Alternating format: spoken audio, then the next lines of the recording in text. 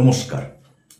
Seven semester West Bengal state university political science minor ৫ নম্বর অধ্যায়ের একটি অন্যতম বিষয় সন্ত্রাসবাদ। আর এই সন্ত্রাসবাদ থেকে যে প্রশ্নটা তোমাদের কাছে ভীষণ গুরুত্বপূর্ণ, সেই প্রশ্ন এবং সেই প্রশ্ন সম্পর্কে আলোচনা আজকের ক্লাসে আমার সুপ্রিয় ছাত্রছাত্রীদের উদ্দেশ্যে আমরা তুলে ধরছি। প্রশ্নটা হলো, সন্ত্রাসবাদ কি?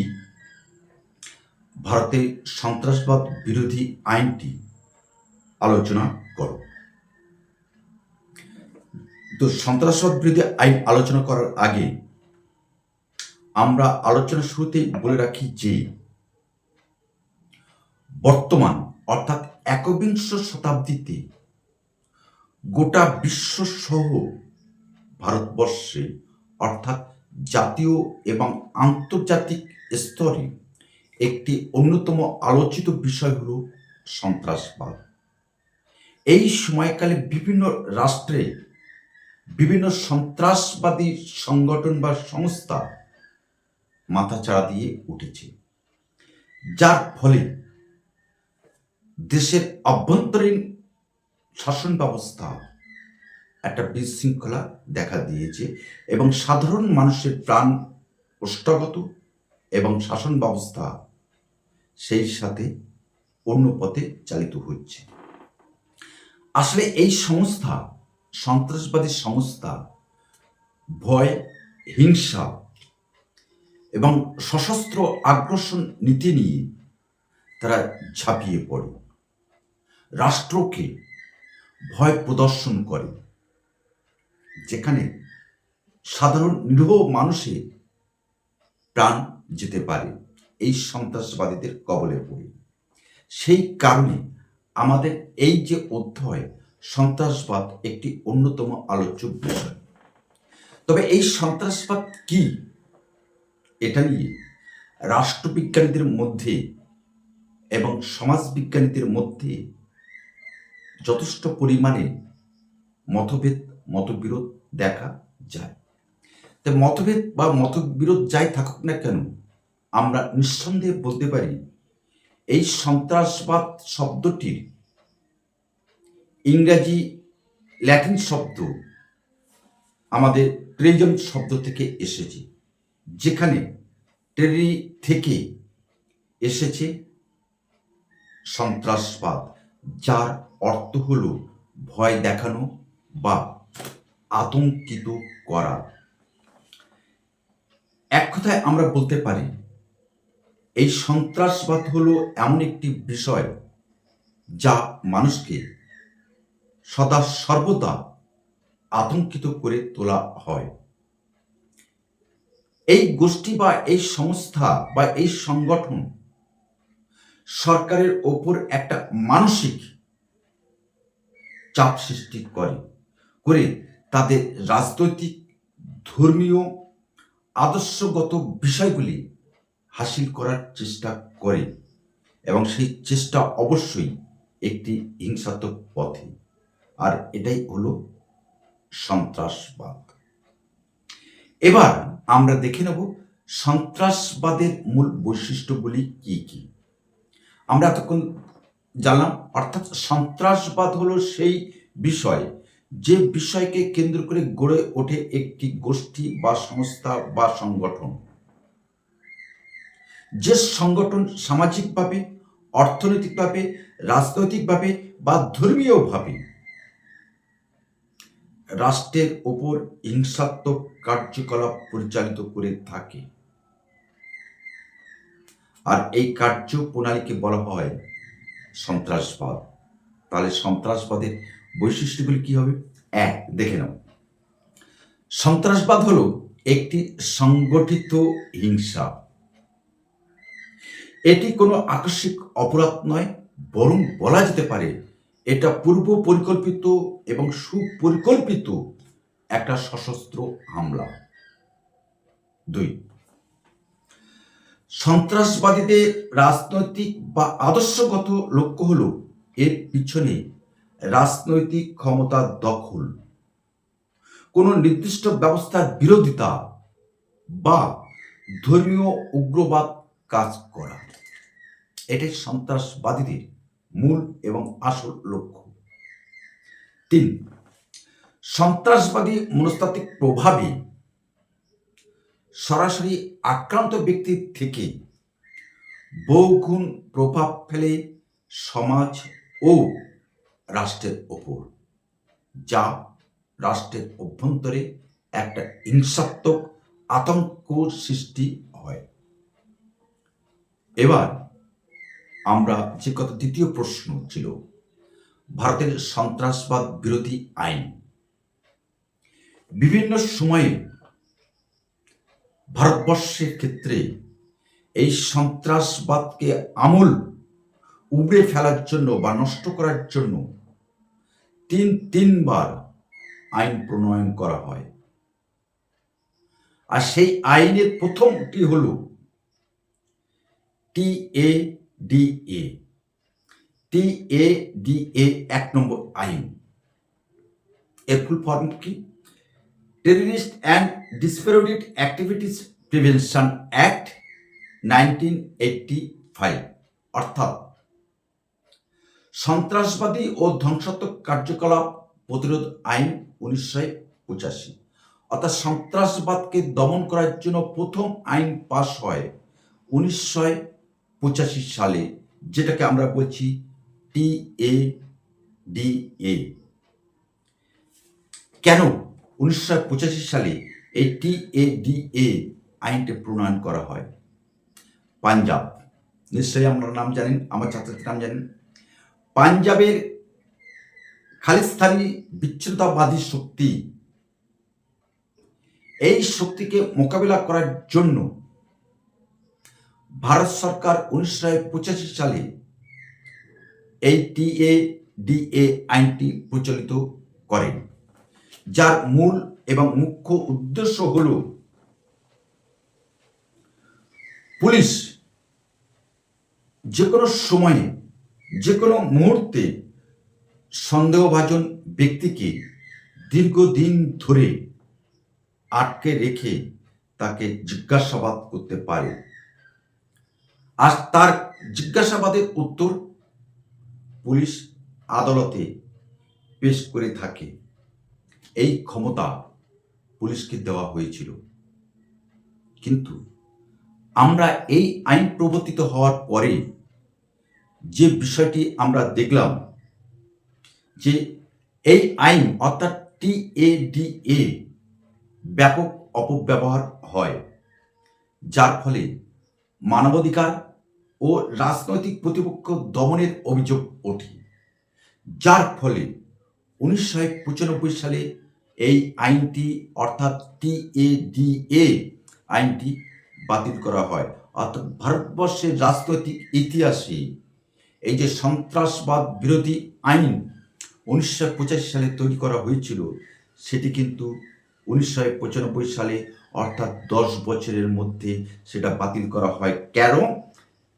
এই কারণে ব্যাপক এই আইনটি অপব্যবহার করা হয়, আর অপব্যবহার করার ফলে একটা মানবাধিকার লঙ্ঘন হয়। আর এই মানবাধিকার লঙ্ঘন হওয়ার পরে এই আইনটি কিন্তু আমাদের বাতিল করতে, রাষ্ট্র বাতিল করতে কিন্তু বাধ্য হয়েছিল। দ্বিতীয় আইন POTA। দ্বিতীয় আইন হলো POTA, যার ফুল ফর্ম হলো প্রিভেনশন অফ টেররিজম অ্যাক্ট 2002, অর্থাৎ সন্ত্রাসবাদ প্রতিরোধ আইন 2002। সন্ত্রাসবাদ প্রতিরোধ আইন কেন ভারতের সংসদে পাশ করতে হলো, সেটাই নিয়ে আমরা আজকে আলোচনা করব। এই আইনের পটভূমি হল 2001 সালে 13ই ডিসেম্বর ভারতবর্ষের সংসদে সন্ত্রাসবাদীরা হামলা করে। আর হামলা করার পরে 2001 সালে 13ই ডিসেম্বর হামলা হয়, এবং 2002 সালে ভারতীয় সংবিধান অর্থাৎ সংসদ এই আইনটি পাস করে পিওটিএ, যার পটভূমি ভারতীয় সংসদে সন্ত্রাসবাদীদের হামলা 2001 13ই ডিসেম্বর। তবে এই আইনের যে আইন হলো পিওটিএ, এই আইনের প্রধান দিক ছিল সন্ত্রাসবাদী সংগঠনকে নিষিদ্ধ করা, সন্ত্রাসবাদী সংগঠনকে নিষিদ্ধ করা এবং সন্দেহভাজন ব্যক্তিকে আটক করা, সেই সাথে তার যাবতীয় সম্পত্তি বাজেয়াপ্ত করা এবং দ্রুত বিচারের মধ্য দিয়ে এই কাজকে সমাপন করা এর মূল উদ্দেশ্য ছিল 2002 সালে পিওটিএ আইনের। কিন্তু দুর্ভাগ্যবশত আমরা দেখলাম যে এই আইনের ফলে ব্যক্তি স্বাধীনতা ভীষণভাবে মারাত্মকভাবে ক্ষুণ্ণ হয় এবং প্রশাসন আইনের অপব্যবহার করতে থাকেন, যার ফলে এই আইনটিও কিন্তু বাতিল করতে হয়। কত সালে? 2004 সালে। অর্থাৎ 2 বছরের মধ্যে প্রথমটা 10 বছর সময় লাগলো বাতিল করতে, দ্বিতীয়টি বাতিল করতে সময় লাগলো মাত্র 2 বছর। 3 নম্বর, সন্ত্রাসবাদ বিরোধী যে আইন, সেই আইনটির 3 নম্বর পর্যায়ে হলো কি? ইউএপিএ। ইউএপিএ কি? Unlawful active prevention act 1967 and 2004 অর্থাৎ 2019 অর্থাৎ বেআইনি কার্যকলাপ প্রতিরোধ আইন। বেআইনি কার্যকলাপ প্রতিরোধ আইন, যেটি আনা হলো 1967 সালে, আনা হলো 2002 সালে, 4 সালে, আনা হলো 2019 সালে। কি হলো? তিনবার এই আইনটি আনা হলো। একটা বিবর্তন, এই সন্ত্রাসবাদ বিরোধী আন্দোলনে একটা বিবর্তন কিন্তু আমরা দেখছি। সেই বিবর্তন আমরা কি দেখলাম বর্তমান ভারতের সবচেয়ে প্রধান ও শক্তিশালী সন্ত্রাসবাদ বিরোধী আইন হল ইউএপিএ 2004 সংশোধনী আইন। তবে পিওটিএ আইন বাতিল হওয়ার পর সন্ত্রাসবাদের সংজ্ঞা ও কঠোর বিধানগুলি 1967 সালে এক গুরুত্বপূর্ণ সংশোধনের মধ্যে দিয়ে এই ধরনের সংস্থাকে সন্ত্রাসবাদী আখ্যা দিয়ে চিহ্নিত করা হয় এবং সেখানে তাদের একদম বলে দেওয়া হয় এরা সন্ত্রাসবাদী, একদম চিহ্নিত করে দেওয়া হলো এরা সন্ত্রাসবাদী। যেখানে কেন্দ্রকে কোনো সম্পত্তি বা তার অর্থ বাজেয়াপ্ত করার একটা অধিকার বা ক্ষমতা দেওয়া হয়। তবে এই যে 3টে আইন আমরা আলোচনা করলাম, এই আইনগুলি যথেষ্ট তাৎপর্যপূর্ণ। যদিও এই আইনের অপব্যবহার হয়েছে, তবুও তাৎপর্যপূর্ণ। কেন? এই আইনে বেশ কতগুলি জিনিস আছে যার ইতিবাচক ইঙ্গিত বহন করে। সেই ইতিবাচক দিকগুলি কি?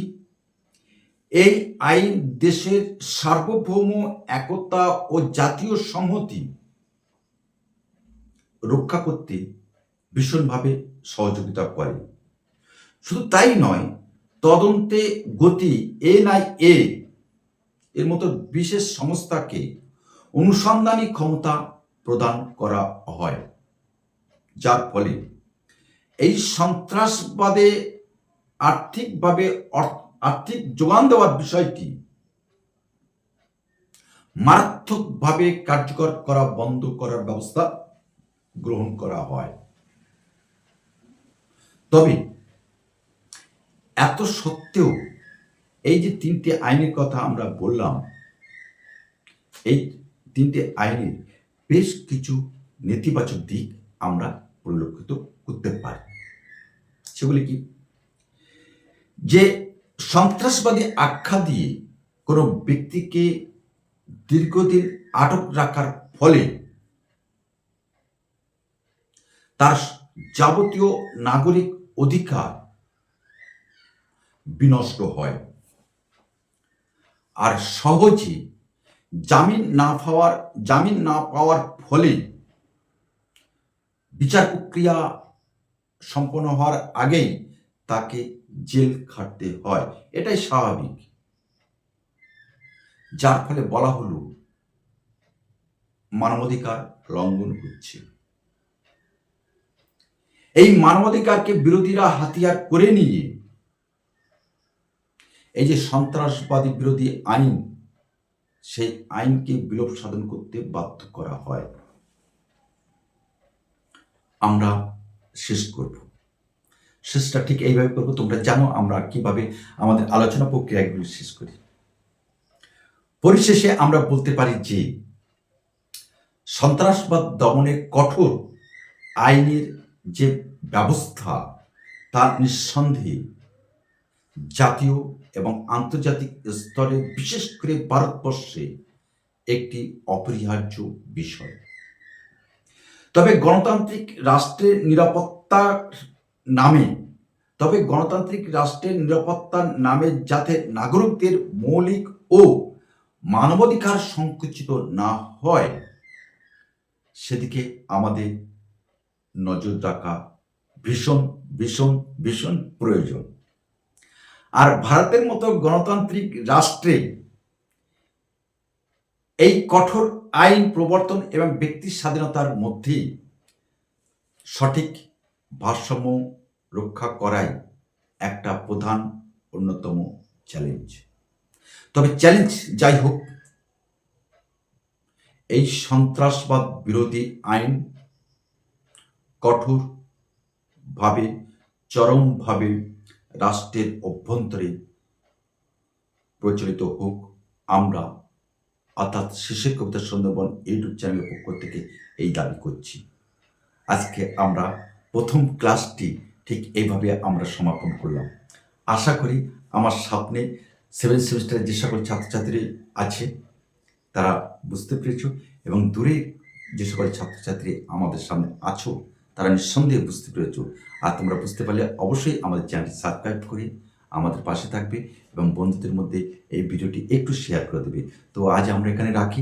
আগামী কোনো একটা সময় নিঃসন্দেহে তোমার সাথে আমার এবং শেষের কবিতার যে পরিবার, বৃহৎ পরিবার, যে পরিবারে 22টি কলেজ জড়িয়ে আছে এবং ওভার বাংলাদেশ জড়িয়ে আছে, সেই পরিবারে তোমাকে একটি সদস্য নেওয়ার জন্য আমরা অনুরোধ করছি। সেই সাথে তোমাদের কাছে আমরা ঘোষণা করি যে আমাদের অফলাইনের পাশাপাশি অনলাইনে টিচিংয়ের ব্যবস্থা আছে। তোমরা যদি কেউ অনলাইনে টিচিং নিতে যাও, অবশ্যই আমাদের কাছে আমাদের হোয়াটসঅ্যাপে জানাবে বা সরাসরি ফোন করবে। নিশ্চিন্তে, নির্ভয়ে, নিঃসংকোচে ফোন করবে, কোনো সমস্যা নেই। আমরা তোমার পাশে থাকার জন্য অঙ্গীকারবদ্ধ। তো আজ আমরা এখানে রাখছি। নমস্কার। সকলে ভালো থেকো, সুন্দর থেকো। আমরা আছি তোমার পাশে, তোমার সাথে।